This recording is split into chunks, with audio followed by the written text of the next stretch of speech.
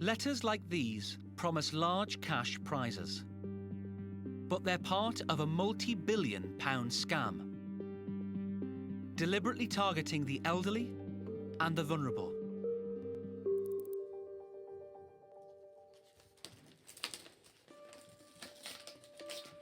"91-year-old Thomas Wyness has been conned out of an estimated £11,000. This cheque is for you. £10,100,000. You bet the jackpot.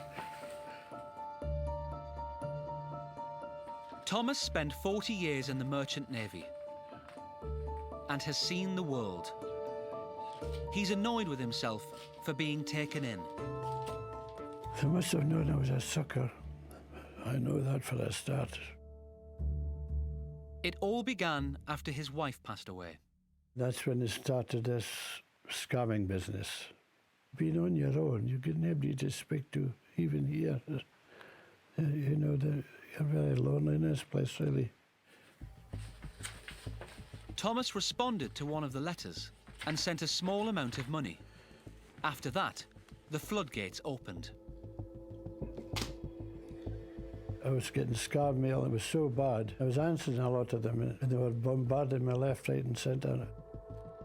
Thomas continued to send small sums of money. Over 9 years, he parted with £11,000. I knew it was wrong, but I didn't know how to handle it. I didn't know who to turn to. Millions of people like Thomas fall victim to scams like this every year. Many are elderly and living alone. During COVID, we've seen a huge spike in the amount of fraud that is happening because more people are at home and more people are situationally vulnerable, so they are more likely to fall for a scam. Louise Baxter is head of the National Trading Standards Scams team. We estimate that between £5 and £10 billion a year are lost to these sort of scams. Louise is our defender. They used to be quite clear from the outside of the envelopes. It would say, "You've won a prize, please open this letter," and they'd be bright and colourful, so they would be attractive to the eye. But these scams are becoming more difficult to spot.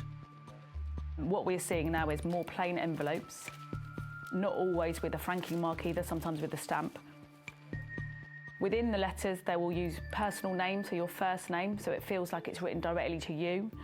There'll be stamps, so like approvals, like emblems, and there might be a seal within that letter, so they'll look official, but they will always ask you for something to receive something. £100 in cash. Sorry, cannot accept cheques. They tell the recipient they've won a big cash prize or a luxury holiday. But there's always a catch. You must reply within 7 days or your prize will go to somebody else. You must reply with your personal details and your credit card details within 7 days or you'll lose your opportunity for this amazing venture that we're presenting to only you. Alison Farrer works closely with the National Trading Standards Scams team. Sometimes they'll tell you you've won lots of money, sometimes it's a competition, sometimes it's a free draw. Quite a lot of us buy lottery tickets, lots of people buy raffle tickets, all of that.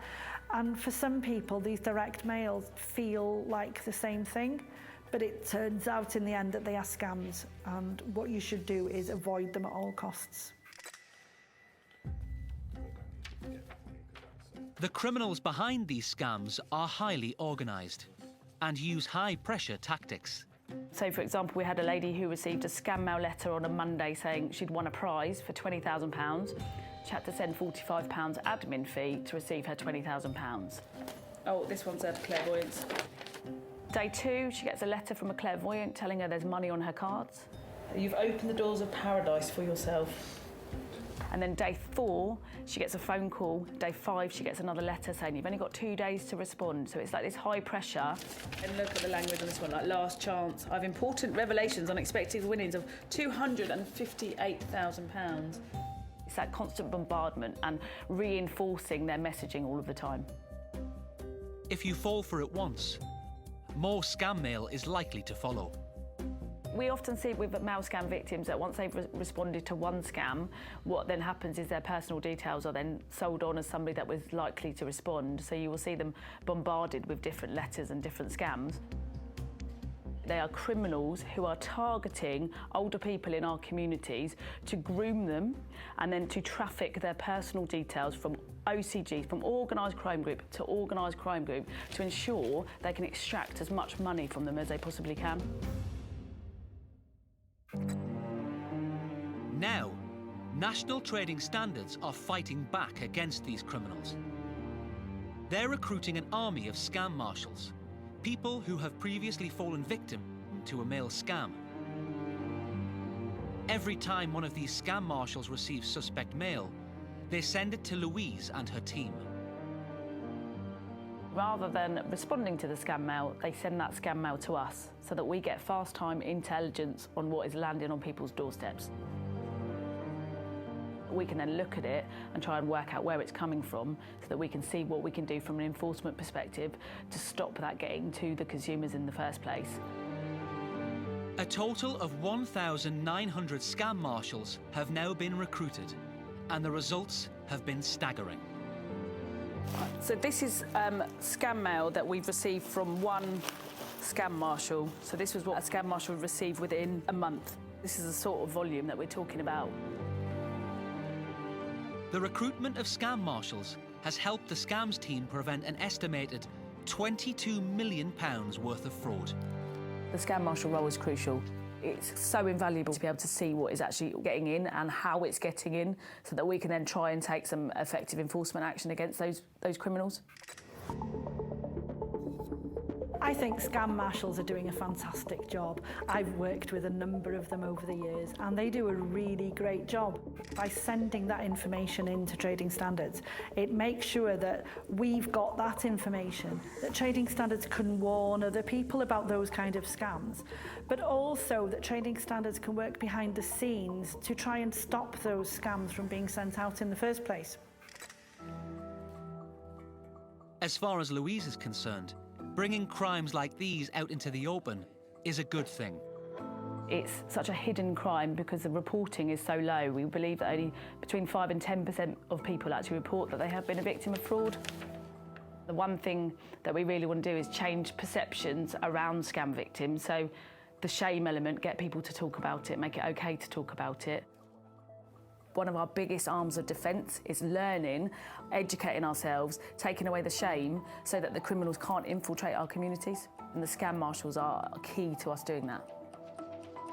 Thomas Wyness has now joined the UK-wide army of scam marshals. Every month, he sends a bundle of mail off to the Trading Standards scams team. I feel really thankful for the Trading Standards, to be honest with you, because there was no way I could have to stop it for a start. I think if it hadn't been for them, I would have still been doing the same blooming thing. The work that Thomas and scam marshals across the UK are doing is vital. All of the people within our local communities that are scam marshals, we wouldn't be able to do the job without the information and the support that you give us.